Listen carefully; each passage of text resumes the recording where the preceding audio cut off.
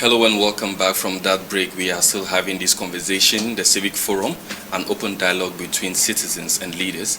On the very first part, we had Mr. Daniel Agbebleu and also Mr. Selom Olympio, both concerned citizens, who were asking their very own questions that is very important to them to Senator Sena Alipui, who is the senator and the minority leader in Togo. So for this second part, I have Mr. Latif Wali and then Mr. Emmanuel Agbenoosi. Thank you for honoring the invitation. Thank you. Thank you. I hope everything is set. Yeah. Well, I'm hoping the senator is equally prepared for this one. Yeah. So my very first question is to the senator. For more than 2 months now, Togo has maintained restrictions on internet applications, cutting citizens off essential platforms. This similarly happens when there are on the eve of public demonstrations, and then despite the advocacy, the complaints, the authorities haven't addressed the issue publicly. So in your view, what is does this silence from the state create a sort of legal and political terra nullius where citizens are left in a void without right or recourse? Well, thank you for your question. This is a hot topic, actually. And this internet disruption is an issue. And it's penalizing the Togolese citizens. And all these SMEs that operate using internet, small and medium enterprises using internet, are penalized by this internet disruption. So I had the opportunity to discuss a bit with some people involved in this, and definitely we have security issues, right? It's not a secret for you that there were some attempts to overthrow the government, and all this created a situation where you really need to know who's doing what and what for, and rather than disrupting the internet, I believe that the government is working on a solution and will come up with a solution fairly quickly, because the situation has become unbearable. I don't know for you, but for me that's the worst thing that can happen, right? Not have internet. It's like it's a basic right, like it's like food or water or anything. So I don't agree with the internet disruption, and the government has the reasons to disrupt the internet. In terms of is it legal? It's legal. We voted the laws that enables them, if they feel that the state is threatened, to slow down or to cut the internet. I believe it was in 2021 or 2022, because that was a debate that we were having as opposition in the parliament back then. We were saying that, now, I mean, you can't just cut the internet like it happened in 2017 or 18. And it was a long debate, and we came to the conclusion that under exceptional circumstances, the government, the security forces can do so. So it's been 3 months now, and they are working on it. And I believe that if everybody collaborates, we'll come out of this situation quickly. I don't believe that punishing or managing infraction this way is the best approach. I strongly believe that although there were a lot of insults and unacceptable behaviors from the young people that we see on the social media, they are talking about real problems. Right. They are talking about real problems, and that we need to address those issues.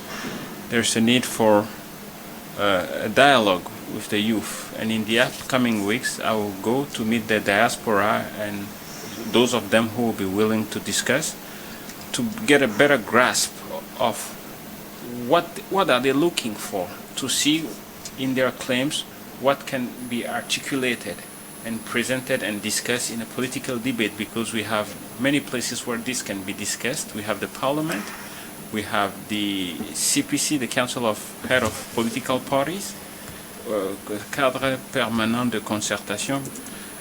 We have different forums where these issues can be discussed, and I don't think that the solution to these issues that they are raising is in the streets. I don't think that the solution to these issues are in violence, and I also don't believe that the solution to these issues is disrupting the internet. I think that we have to find a way of living and addressing our issues using dialogue without getting to extremes. on both sides, right? In that line, I think my focus on that particular question is that why hasn't the government or the authorities come out publicly to tell us this is exactly why? We understand there have been demonstrations, and if it happens often on the eve of demonstrations, indirectly they are directing us to understand that anytime you want to do demonstration, we are cutting the internet. So if we are talking about the instability on that, is it not also part maybe of the provisions of the Constitution or as mandate of government to tell the public, okay, for such and such reason, we are cutting the internet for such and such duration and whatever?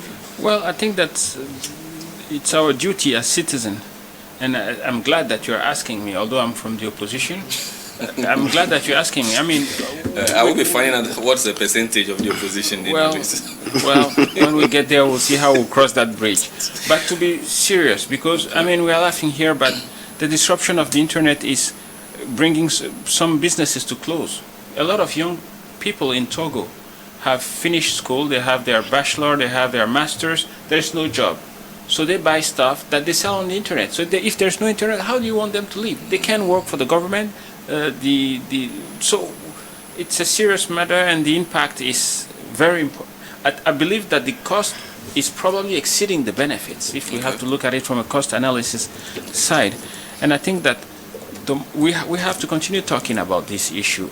And I believe that from the discussions that I had with officials, I think that we're closer to the end of this disruption than to the beginning of this disruption. So I believe that we'll get back to normal fairly quickly, and I ask everybody to be a little more patient, although the situation is unbearable. I think patience has been one of the key words in this conversation.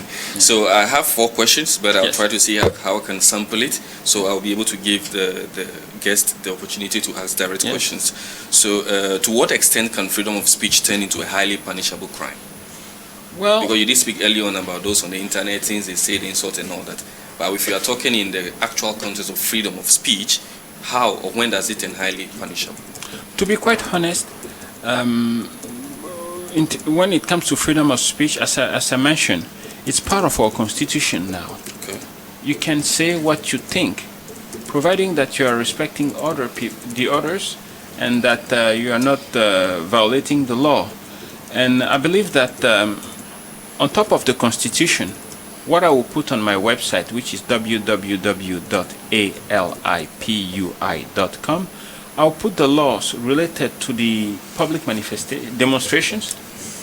The right to assembly? Yes, I'll put that law because I voted it. It's not something that is strange to me. And the issues that you have with that law, we've raised those issues and we negotiated to get to something that was acceptable. I just had 7 MPs on 91, so the discussion was unbalanced. And I'll also put anything that is related to press and freedom of speech and all these things. I'll do that in the upcoming days because I have them, and I believe that we should talk about it and share it with people so that people know their rights and they know their limits too, right? Just as much as I'm saying that people can't come on social media and insult the president of the council or his family or misbehave,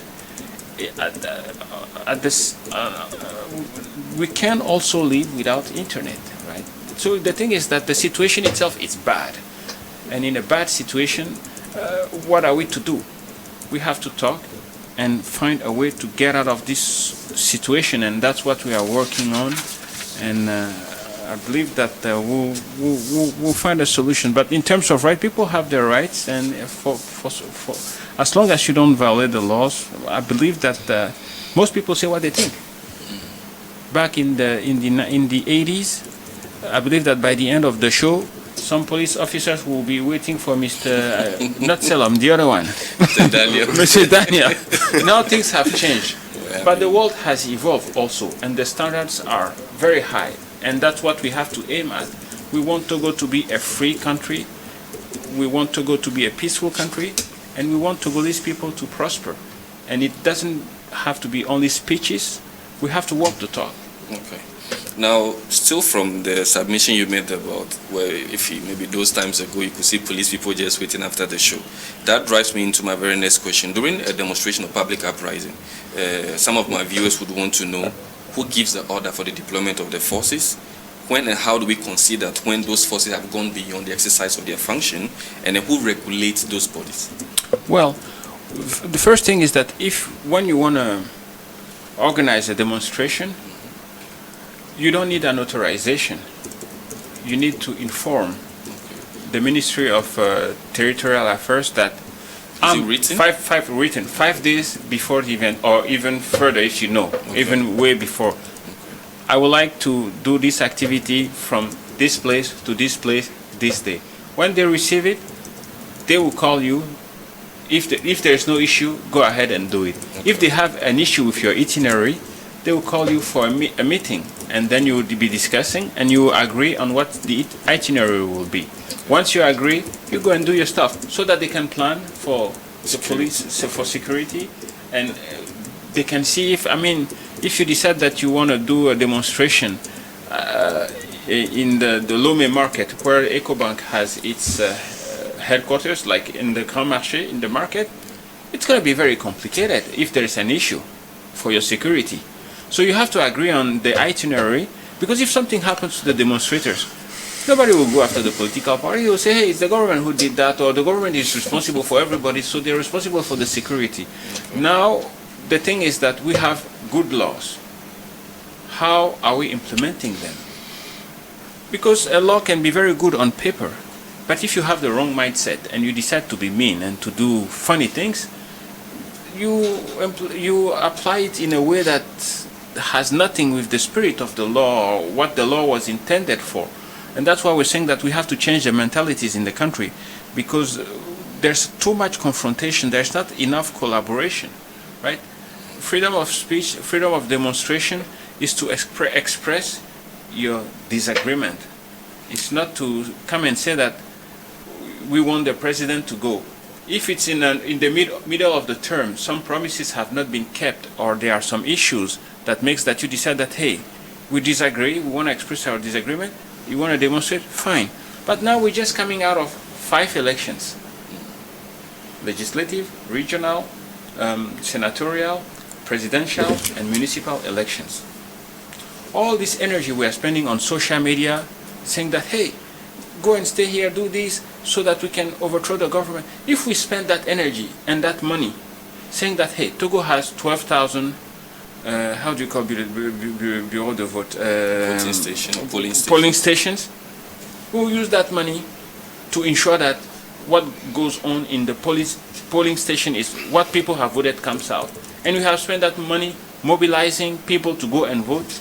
Don't you think that we will have a better outcome than telling people the elections are not going to be free and fair, stay home or demonstrate? When people don't demonstrate, they don't vote. So, and people say they are hungry.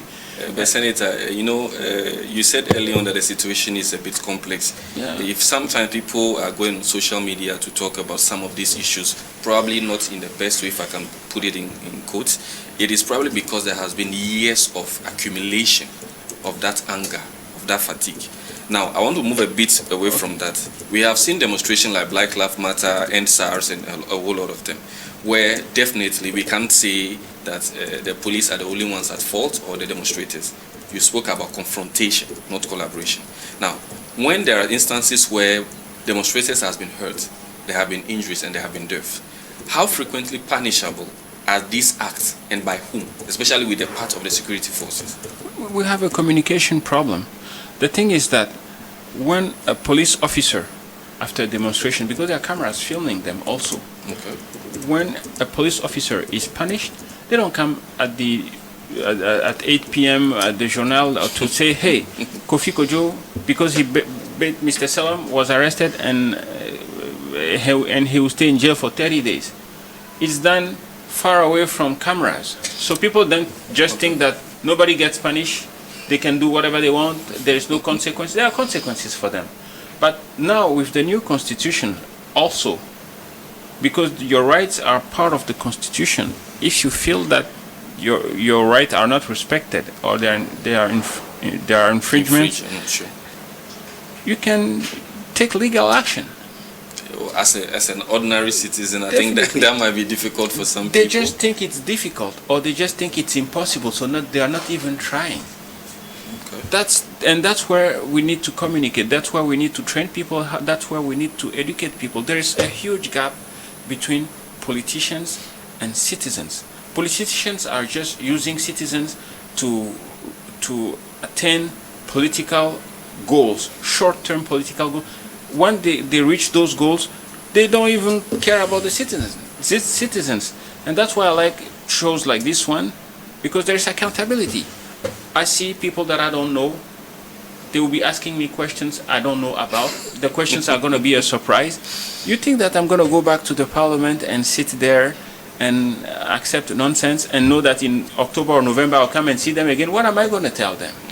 So these debates and this communication that we're doing will foster collaboration and will keep us and hold us accountable for what we are saying and what we are doing.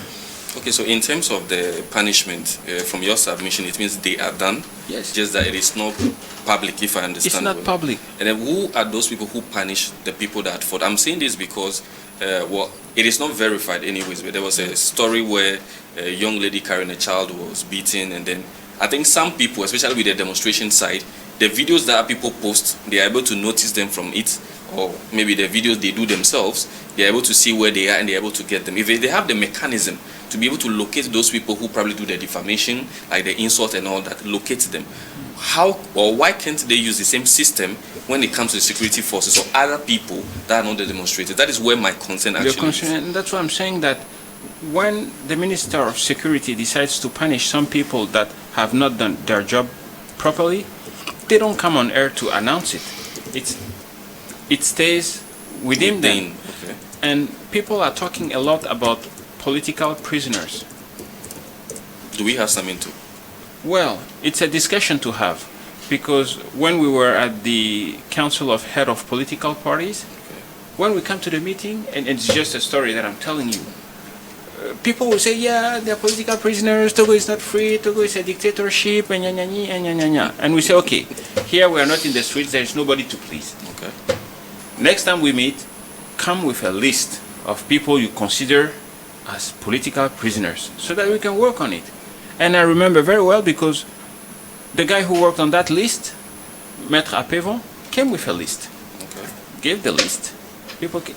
And I believe it's a month or two or so later, when we met again, from 42 we were down to maybe 6 or 5 or something like that. Right? Behind closed door we are discussing and we are solving problems. This is just to say they are political prisoners. If I ask you to give me the name of 10 of them, you just give me the names that you've read on social media yourself. And if we dig into it, maybe you are right, maybe you are wrong. Okay. Let's stop talking for talking. Let's start talking with the intent to act, to change things positively. If somebody is in prison and it's for his opinion or for political reasons, it has to be clear and dealt with accordingly. We have to see the National Human Rights Commission. We have the United Nations that have a human rights office here in Togo too. They are near Collège Saint-Joseph. There are a lot of associations but people don't want to articulate their claims. They just want to say, oh, all this is just bad, and do nothing about it then. So we are back to square one next year, 10 years, 20 years later. Okay. So whether we like it or not, in every democracy or in every setup or infrastructure, there will definitely be gaps, as you stated earlier on. So those people that they are punished that we are not aware of or they don't make public, sometimes are they punished due to nepotism, favoritism, or there's a kind of parallel who you know? For example, probably if I feel I'm no one, I'm an ordinary citizen, and maybe I'm arrested, whether unjustly or verified, and maybe someone from your family, for example, with the weight you carry as a senator.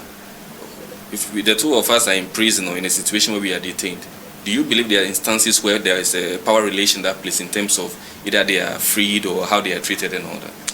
Well, as I was telling the previous group, we're a young democracy. Things are not as they are supposed to be on the paper yet. That's why we have a lot of work to do to comply with our laws. I can't tell you that things are happening the way they should happen. If you go to the prison civil de Lomé, which I haven't been, I've just been told, so I don't know if it's true. My understanding is that that prison was built for 600 or 700 people, but there are over 1,000. There are 1,600 or 1,700. So these are things that need to change. I know that a new prison has been built in Balimé. There are prisons all over the country. We need to start monitoring what the government is doing and hold them accountable and take elections seriously. People say, what is the point of going to elections? You'll still lose. Last year I lost the election. My whole party, a big party like URC, we had 0.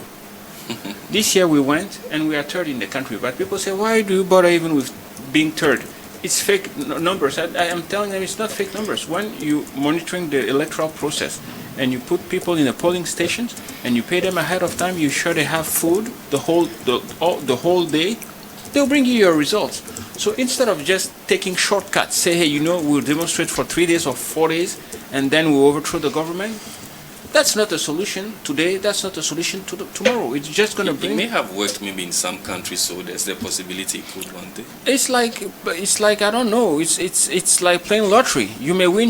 The chances that you lose are greater. Take Burkina Faso. Let's take an example. I don't like talking about other countries because I'm also a diplomat, and we don't get involved into other countries' business.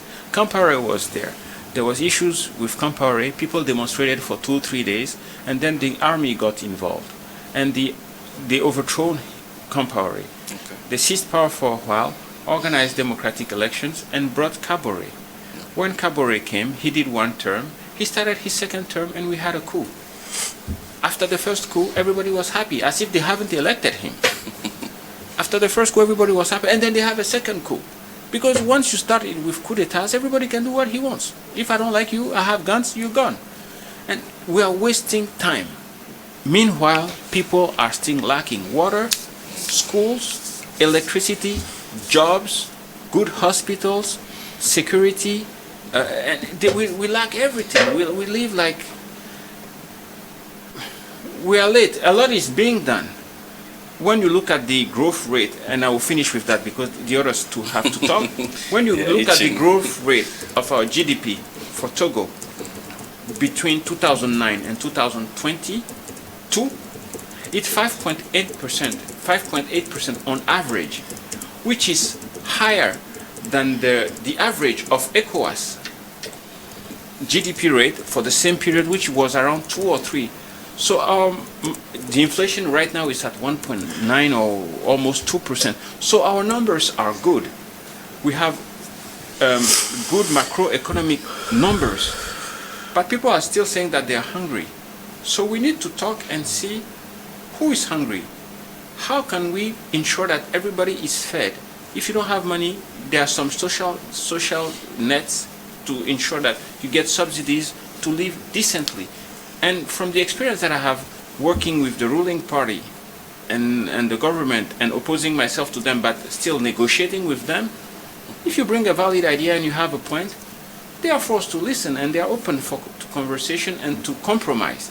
But if you just sit in your corner and you say, you guys are just thieves and you don't do anything and we don't want you, then it's very difficult to get a result out of such a conversation. Okay. So I've been a bit long, my apologies, but I believe that Mr. Latif is eager to ask questions. I was about to start with him, but I want him to cool a bit down, so I will start. No, feel free. Democracy. Say what you want. So I want to start with Mr. Emmanuel. What question do you have for the Senator? Do I really have a question? Because if I listen to Senator, it seems like Togo is doing very well. He gives some macroeconomic figures. Some Togolese are saying that they are hungry. I think I'll leave that for Latif. I'll leave that to Latif to handle. I'm more concerned about the digital side of things because I'm a cyber diplomat and I like the fact that he mentioned the fact that he's a diplomat. We keep it diplomatic. Exactly. So, Senator, shutting down the internet to fight violence or shutting down the internet for security reasons. You mentioned that you debated that in Parliament. You voted a law, meaning it's lawful, is very interesting because I don't know that law. I try my best to look for any legal aspect of it, because in 2017 Togo was the first country in the world, I'm putting it very clearly, in the world, to be sentenced by a regional court saying that shutting down the internet is not lawful. Go back, vote a law, make sure that this never happen again. That was what the judges told the Togolese government. With all due respect, I think the anger of the Togolese people did not begin with these demonstrations we are seeing today. Do you have a direct question in that regard? Yes, I'm coming to that, and I will ask only one question. That's why I'm taking my time. Let me allow you. So, I think our anger as Togolese started since the 10th of January 1963. The dates to remember. The day the father of our independence was gunned down. And I think those wounds, we kept them till now. Why am I saying this? Because he mentioned the word patience, and I keep writing it down. He mentioned it 14 times. Oh. Togolese need to be patient. Young democracies. And as I said, 1963 till date, I think Togolese have been patient enough. Today, you are sitting in a different seat, completely different seat. You sit as a senator and trust with that duty of protecting the rights of the people. I sit as a citizen, a concerned citizen, and I carry a wound, a deep sense of that wound, because I feel it on daily basis. The internet, I think, across the world has allowed people to develop. It has allowed people, it has become a tool of emancipation. And I think Togolese youth, and even Togolese in general, are seeing that it opens classrooms, it drives commerce, it drives, connect families, give all sorts of opportunity to people. But in Togo, we chose to shut it down for more than 2 months for political reasons. And I bet that any politician will come out and make an official statement. They will not. Because it's not lawful. And even if it's lawful, we have to use our common sense. The number of people living in Togo today with the internet, even from, I'm not talking even from the banking sector or the health sector, just the ordinary entrepreneurs using the internet. If those who didn't even go to school, they still use it to sell. But yet we choose to shut it down. I'll conclude. And I believe that one day history will question all of us. We question our parents today. What have you done? And I know our children will question us as well. They will not question us whether it was lawful, but they will question us to know what have we done to put bread on the table of the people of Togo. So it's not really a question. I just want to tell Senator that even if it's lawful, it's very important for us as Togolese to keep in mind that history has its own way of judging each one of us. I will not go rhetorically. I will not go using data or figures. I just want to put it that way, that we should make sure that does it make any sense. I know the senator touched a bit on it, but I'm sure he would want to still lay some emphasis. No, definitely. I mean, I was hearing myself talk basically because we do agree. I mean, put it this way: when we talk about President Sylvanus Olympio is our supreme leader. I mean, I'm from UFC. UFC is Ablodi. Ablodi is freedom. He fought all his life for Togolese people to be free. So internet is part of freedom. Because how can you operate without internet? So we agree. On the other hand, if you look at what is being plotted against the country from a security standpoint, they have reasons why they're doing that. Although I don't agree necessarily for all the reasons, I'm like, yeah, okay, there are reasons why you're doing that. But look at the impact also, the economic impact. Everybody uses the internet now. That's why I'm really saying that let's use the internet reasonably, in a way that doesn't bring us in a situation where it's being shut down. I mean, legally, I'm looking at the law. I have it at home for sure, but look for the loi sur la cybersécurité and all these things. We voted it because I remember that we debated about, can you shut the internet down? And we said, hey, if we're in Lomé right now and a bomb explodes, we don't know where it's coming from. We're in a situation, or even it's a cyber security attack that makes that we have no light, no electricity in the city. If the attack is running on the internet, we can shut down the internet to know what's happening, who's doing that, and what for. So when it comes to the institutions of the country that are being destabilized using the internet, they feel that they can shut down the internet. Now we are the victims. The problem is that the people who are even calling to overthrow the government that way are out of the country. So they are not impacted by the decision, right? So we'll continue lobbying so that the internet is restored. And trust me, from knowing the policies of how President Faure Gnassingbé operates, I don't think that he's doing that for fun.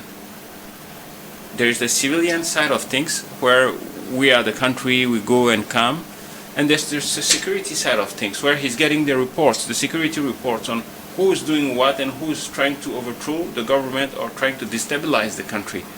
So there has to be a balance in how you deal with a situation like this, because now it's really impacting the population very hard. So we just have to resolve the issues quickly and get out of this situation. So just for clarity's sake, the disruption is not only targeted towards civilians or citizens. I mean, everyone in Togo is having the same issue, if I understand correctly. Yeah. It's not targeted towards civilians. Everybody, ask people around you if they have, they'll tell you they're using VPN or they'll tell you stories, but me, what I want, I'm not looking for who's right or who's wrong. I just want the situation to progress. I want us to get out of here. I would like to see Ferdinand Ité, François Boko, and all these guys that are abroad, Pierre Adjete, all these guys claiming that if they come to Togo, they will be in trouble.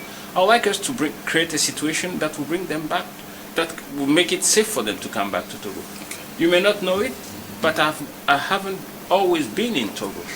Between 1999 and 2011, I couldn't come to Togo. I wouldn't come to Togo for security reasons. Also, is to tell you that the country has progressed. Things have cooled off after the peace agreement that UFC signed with UNIA, RPT, in 2010. We were able to come back. And there are a lot of people who have stayed in exile. So I know how difficult it can be for them to be fighting like they are fighting. But what I'm saying is that that's not the solution. We have to find another solution to address our issues. Okay. Yeah. So, Mr. Latif, I will probably come back to you for your last summation. So, just two questions, please. Yeah, I do have only two, so there's no problem. First of all, I do like the rhetorical gimmicks from the senator. I do like it very well because I'm a debater myself, so I know what it takes when you have very tough questions, and especially you find yourself in a very political, stance for you to, talk. It's very, very difficult. So, at the same time that Senator is saying that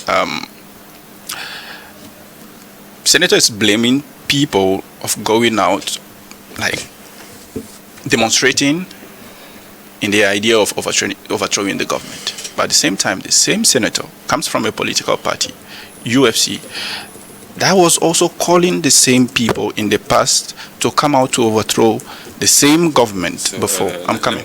Hold on. Let me finish. Hold on. Let me Why are you stopping me? I'm coming. Hold on. Okay, Let me put a stop to this for now. Okay. Initially, when the senator made a submission and the previous conversations, I wanted to make clarity. Okay.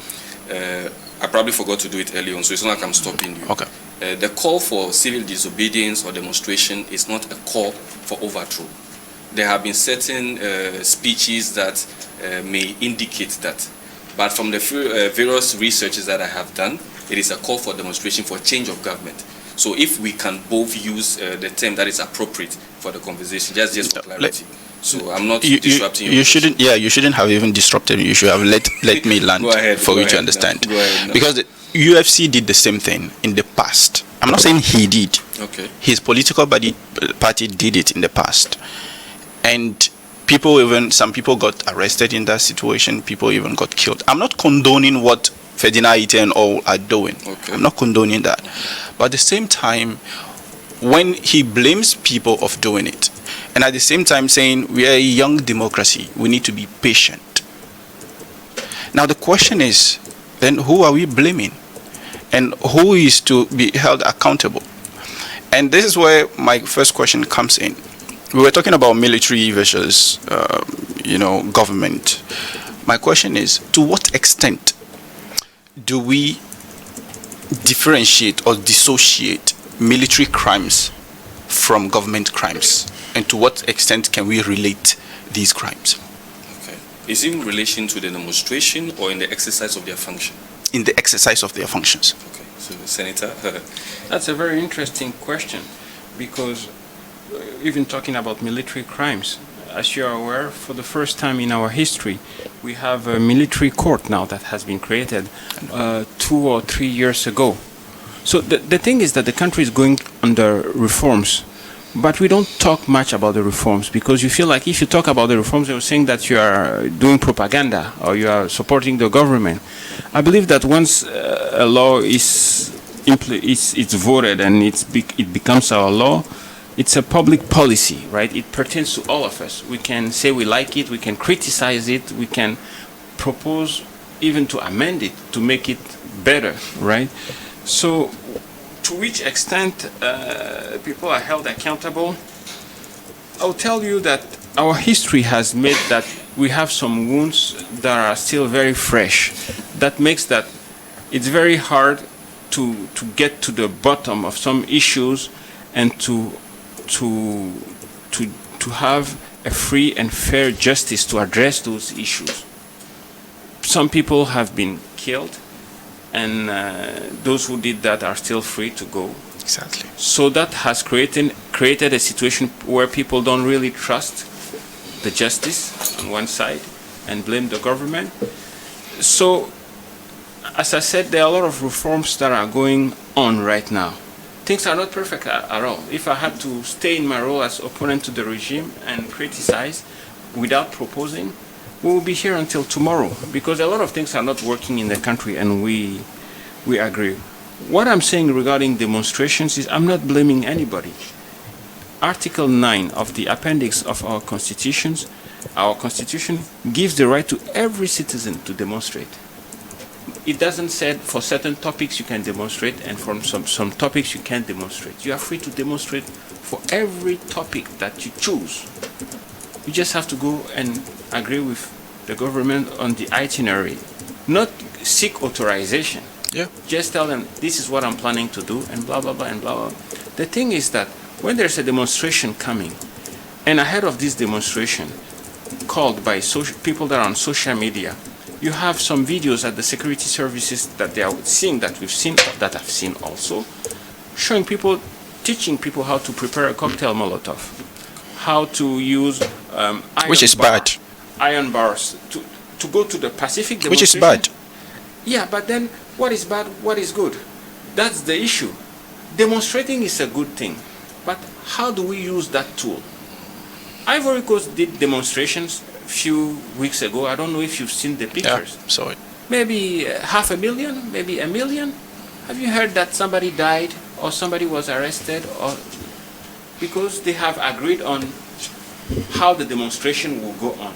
Now what they're going to do during the demonstration, or what they're going to say, they don't even have to agree with them. It's none of the government business.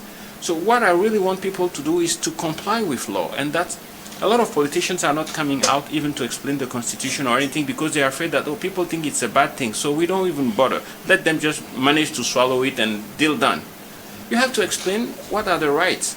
And when you know your rights, you can fight for your right. If you don't know your right, you just say yes to everything, till the day your cup is full. And then you say no in a very bad way, and they say, you didn't say no, you said that you want to kill me. And it brings a different discussion. Yeah. Okay. So we really slowly have to own our rights, know what are our duties, and hold the government accountable for what they've promised. And if they fail to deliver, we can demonstrate.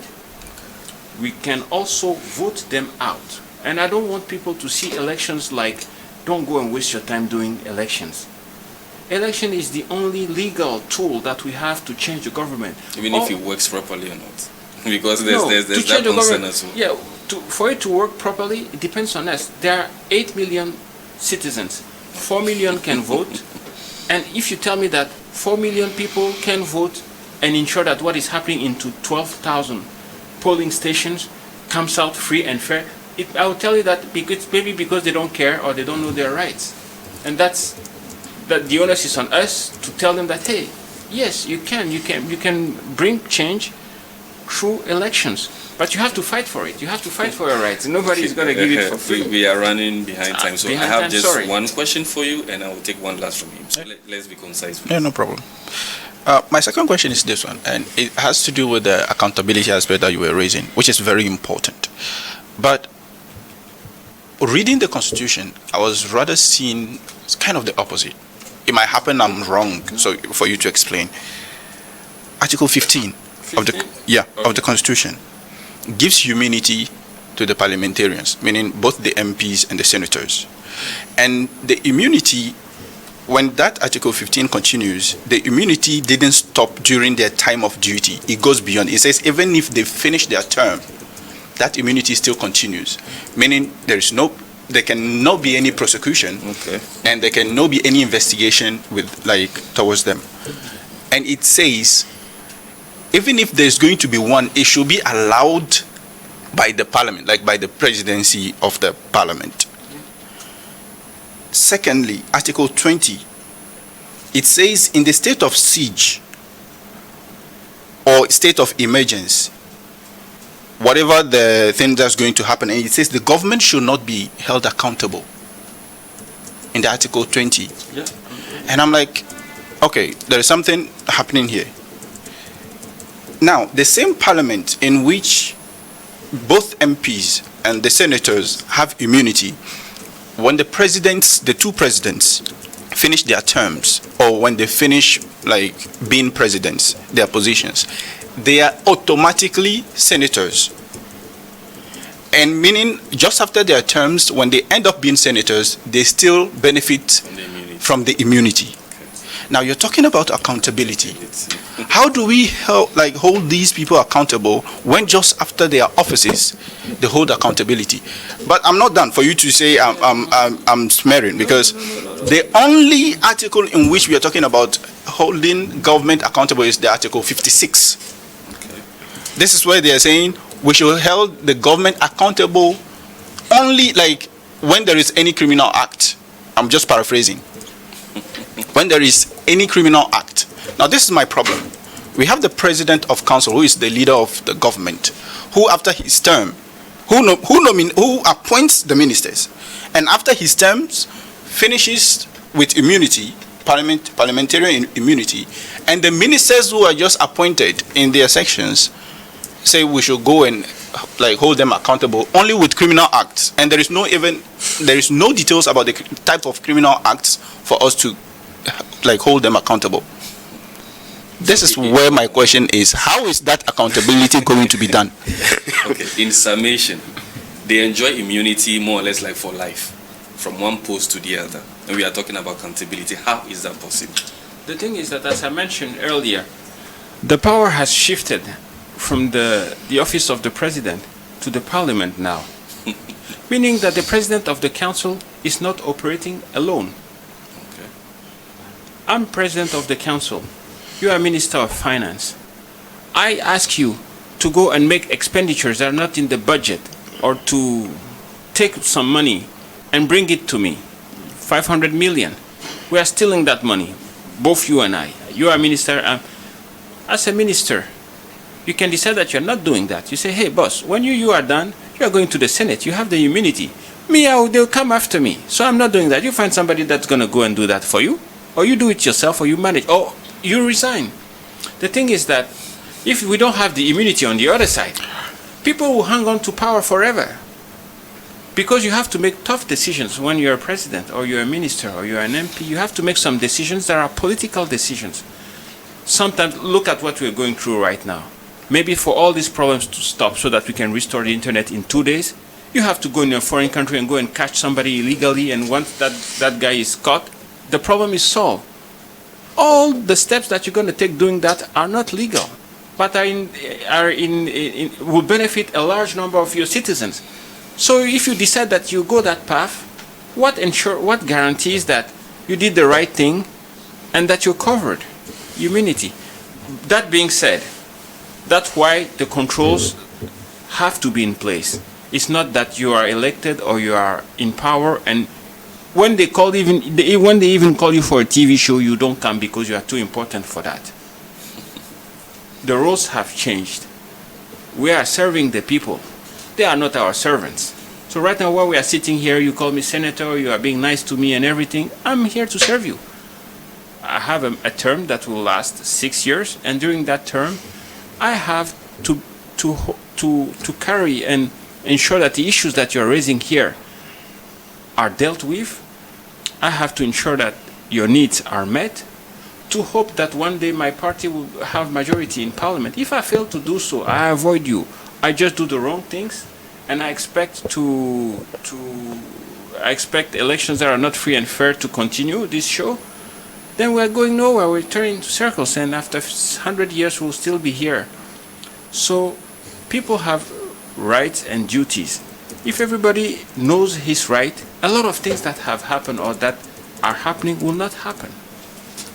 That immunity is there, but everybody will be so aware of his rights or the consequences of what he's doing that nobody will dare to do certain things, immunity or not.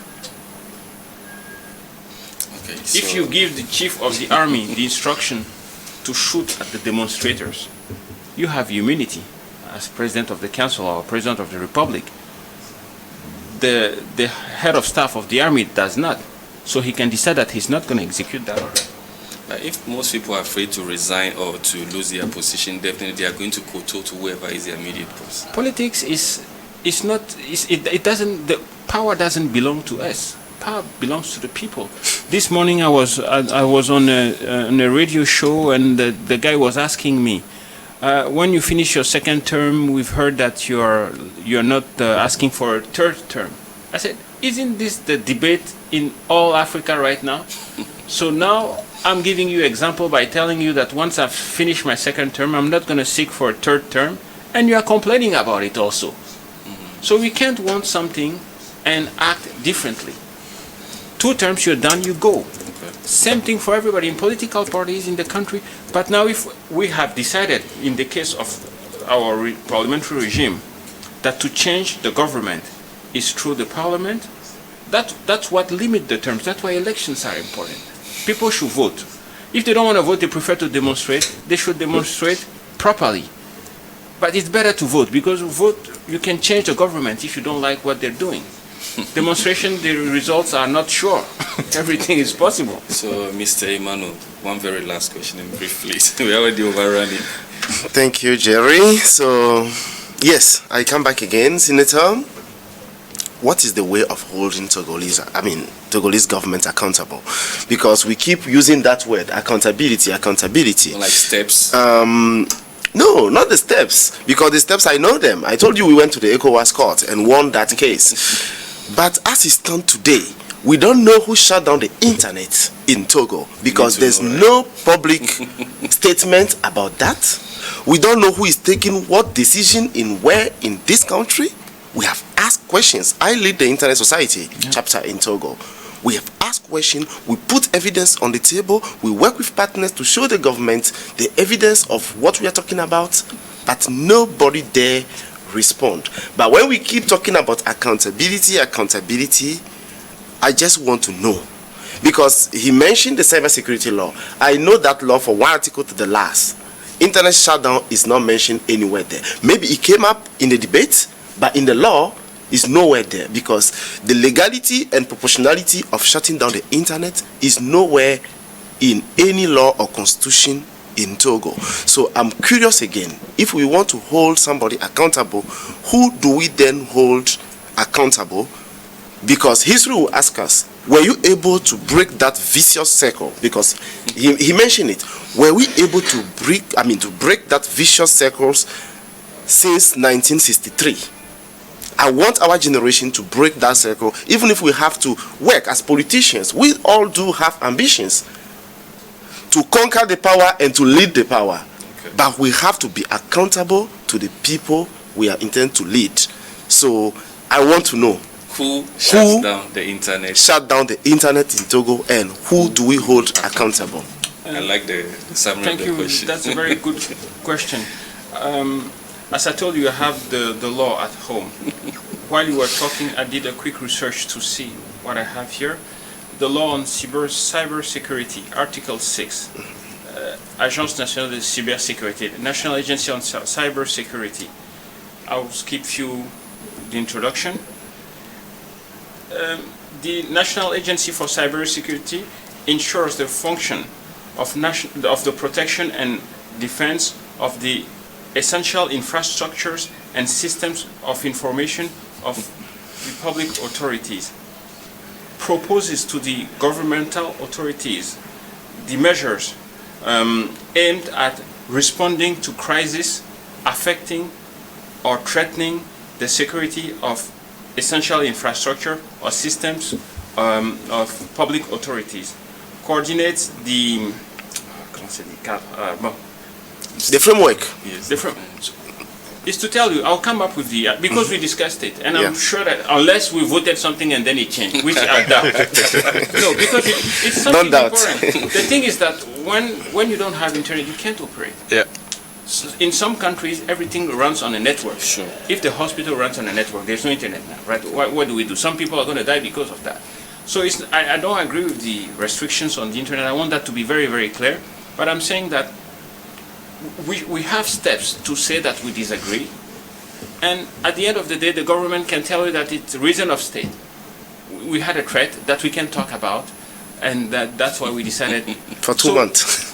My point is that let's put the country and let's put ourselves in a position when we don't get to situations where somebody will decide that, hey, you know what, we got to a point that if I don't do this, I'm dead. Let's create a militia, let's shut the internet down, let's do this, let's do that. Let's keep the dialogue ongoing. Let's discuss, let's debate. If I'm wrong, I'm wrong. I'm not going to die because I'm wrong. And adjust things and move forward. That's what is very, very, very important. 15 seconds? Yeah. No, just to help Senator. No, just to help him. Minutes won't kill no, just to help him because... just to help him. Hold on, I understand. I understand, Jerry. Just 15 seconds. It will not go 30 seconds. By the time you're stopping him, he will have been done. So, yes, because he was reading the law that actually, around and see. And what I want to tell him is that a month ago, the data of all Togolese was online for $1,000 on the black market. The what? The data of the Togolese citizen, their data from the same ANSI that's supposed to protect the digital public infrastructure, that data was online for $1,000 on the black market. Nobody spoke about it. That is the accountability, because he was mentioning the law that regulates that agency, and that agency never issued a single statement. So I just want him, when he go back to Parliament, to ask questions to those people. What happened to the data of the citizen that the government as data controller collect from us and put online without any safety, and people were able to sell on the black market for $1,000. Thank you. So, Senator, a quick submission, and then we wrap up. I really like to thank you for giving us the opportunity to have this open debate. I think that this is what is going to help us with democracy in Togo. Thank you for debate. Discuss. You see, on some points I explained my position, and it happened that I'm wrong. Right? Nobody can know everything, and that's the kind of debate we need, so that democracy is not a fight between you and I. Is let's discuss and see what is best for all of us. And I believe that the government has heard today, not from coming from the opposition, from random citizens, that we need the internet. We've gone through a lot of reforms. A lot has been done. still a lot needs to be done, but we can only do it together. We can't fight each other and expect to win this game. We are all part of the same team. That team is Togo, and we have to work together and respect the institutions that we have. And if we disagree with them, comply with the laws that have made provisions to be able to challenge the government and even change the government lawfully when we are dissatisfied with the way they deliver their services they have to deliver. So thank you again, and thank you to all the participants, and I hope that we'll do that again. Cheers. Thank you very much for that submission. Definitely, since it's a civic forum, normally it should have been open to the public, but we'll try and work on that for another time. And I'm going to pick something from what the senator said, that we should be able to also come with solutions. I'm hoping with his availability and your availability also, we'll have another session where it wouldn't just be about the problems, but we can equally suggest solutions that will be part of this conversation, because I hope this topic is not just a conversation, but it is a start of a discourse that we hope can make Togo better for each and every one of us. So thank you, Senator Sena Alibi, for coming. Thank you, Mr. Emmanuel Agbenosi, Mr. Latif Wali, and my previous guests, Mr. Selom Olympio and Mr. Daniel Agbeblewu. And a very big thank you to EJ Estanwadike for co-producing with me today. A very big thank you to Générale Yengao, Richard, who is my director, and all of our observers, our supporters, our viewers out there. We hope that this conversation is going to be a step to building something that is equally good for Togo. See you next week. It's a bye.